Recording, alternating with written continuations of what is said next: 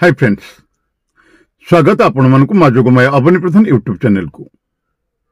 तो फ्रेंड्स, आज आम जानिबा आपण को घरे पड़ुनी तो दुष्ट आत्मार प्रभाव घटुनी तो एपरी घटना जानतु संकेत। तो फ्रेंड्स, ए बाबद कहवा पूर्व मुझे कही रखुच्छी, जदि आपड़ एपर्यंत आम चैनल को सब्सक्राइब करना तले थोड़ा बटन पर क्लिक कर घंटी ऑप्शन टी दबी दिंतु। निश्चित भाव में आमर चैनल सब्सक्राइब हो तत्संगे संगे जदि वीडियो भल लगुए ताल लाइक करूँ, कमेंट करूँ, शेयर करूँ। आज्ञा हाँ, शेयर तो निश्चित करूँ, कारण आपंकर गोटे शेयर हुए तो अन्य कहार जीवन में उपकार आनीदेव, तेणु शेयर करने को जमा भूलें।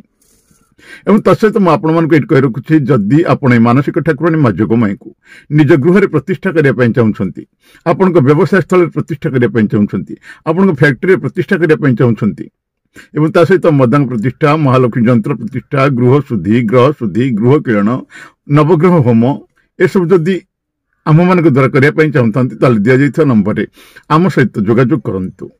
ओडिशा समेत भारत अनेक प्रांत में माँ जोगमाई को प्रतिष्ठा कर अनेक भक्त अनेक चमत्कार फल पाई सारी। आपण माँ को करंतु प्रतिष्ठा आ देखंतु चमत्कार।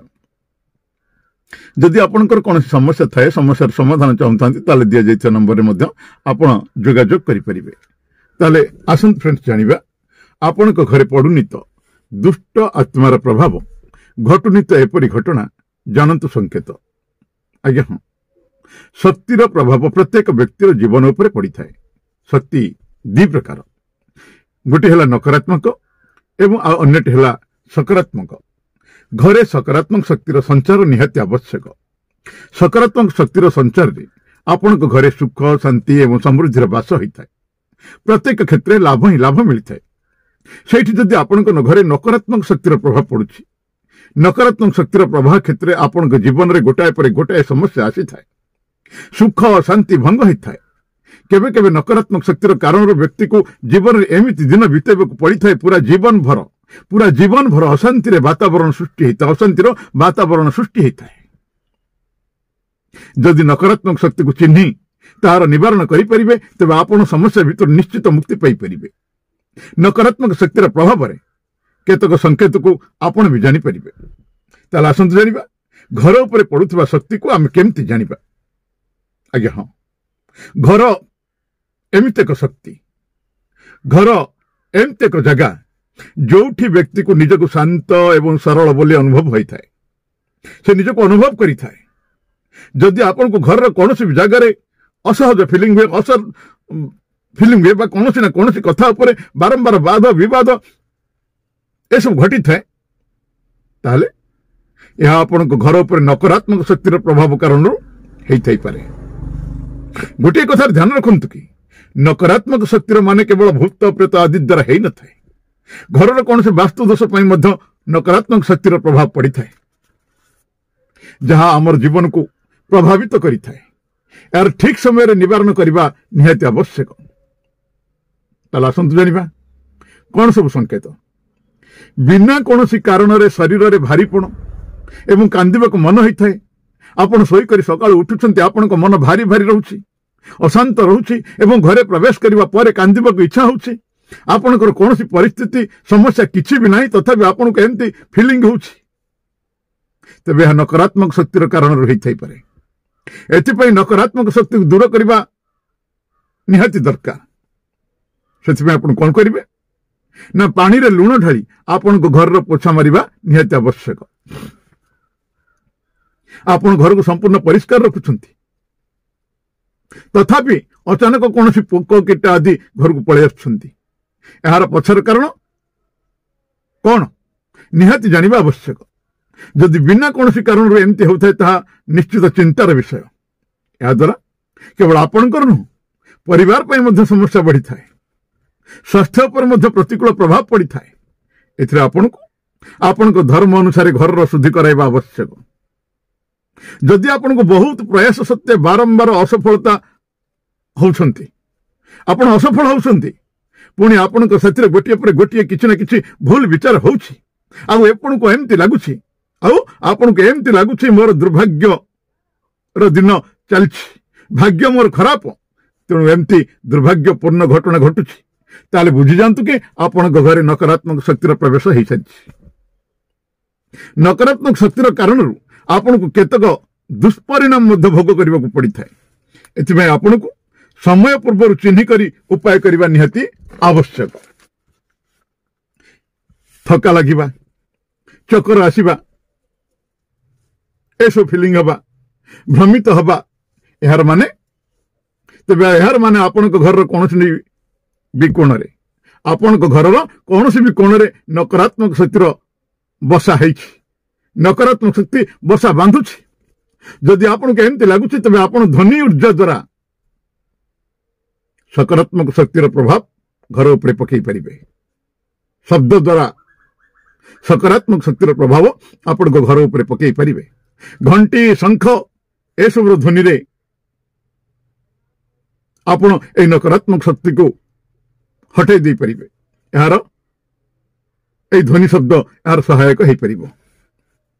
जदि कौनसी खास रूम रे कौनसी भी कारण घर कौनसी भी सदस्य को निदा आसुनी बा कौनसी रूम रे सोइबा परे विभिन्न प्रकार भयंकर स्वप्न आसुछि, तबे यार अर्थ कि आपण को घरे बा सही रूम रे दुष्ट शक्तिर वास अछि। एमिति किछि भी अनुभव कले तुरंत कौनसी वास्तुशास्त्री बा पंडितों सहित संपर्क करंतु एवं एई दुष्ट शक्ति ठारू मुक्ति पांतु। अन्यथा एई नकारात्मक शक्ति द्वारा आपण को किमा आपण को परिवार रो कौनसी सदस्य को नुकसान एवं क्षति सहिबा को पड़ी पारे। एई सृष्टि जे उत्पन्न होइछि तार नाश मध्य होइछि। एई क्रम नियमित रूप से चली थाए।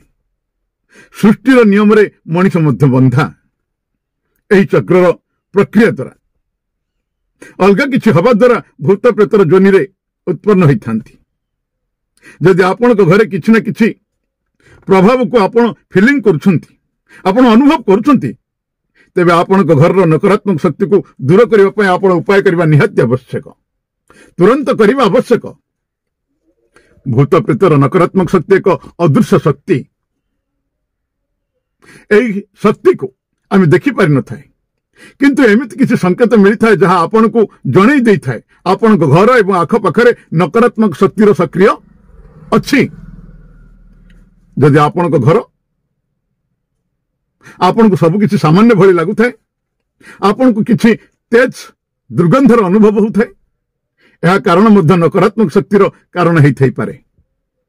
आपण को घरे कौन प्रकार दुर्गंध हेला भली जिनिस व्यवहार करू नथांती बा करू नाहंती, आपण को लागुछि आपण को घर कौन आश्चर्य प्रकार गंध बाहरुछि, तेबे यह घर पई अशुभ संकेत होई थाए। अकाल मृत्यु मध्य आज्ञा एमती एक कारण जहाँ को आम तर्कर दृष्टिकोण मध्य परखि परिबा। सृष्टिर चक्र बाहरी आत्मा भटकिबा भली स्थिति आसी पहुंची जाई थाए। एही प्रकार आत्मार उपस्थिति आमे भूत प्रेत रूपे विश्वास करि थाए। एही आत्मा जेतेबेले सृष्टि चक्र रे पुणी थरे प्रवेश करि थाए, तेबे तार भूत हेबार उपस्थिति मध्य सेठी समाप्त हो जाई थाए।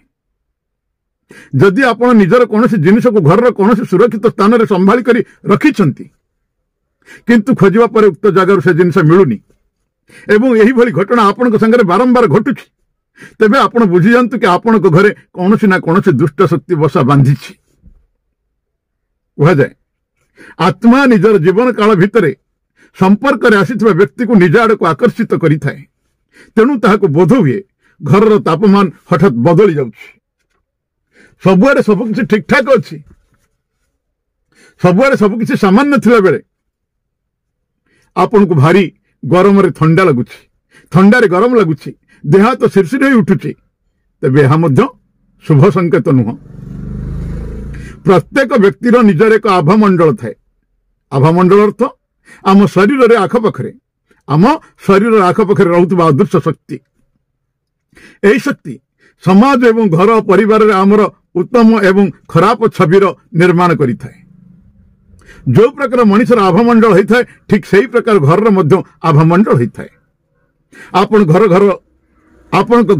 आभामंडल आपण को घर आभामंडल जदि सकारात्मक एवं शुभ होता है, तेबे आपण को प्रत्येक समस्या मुक्ति मिली थाए।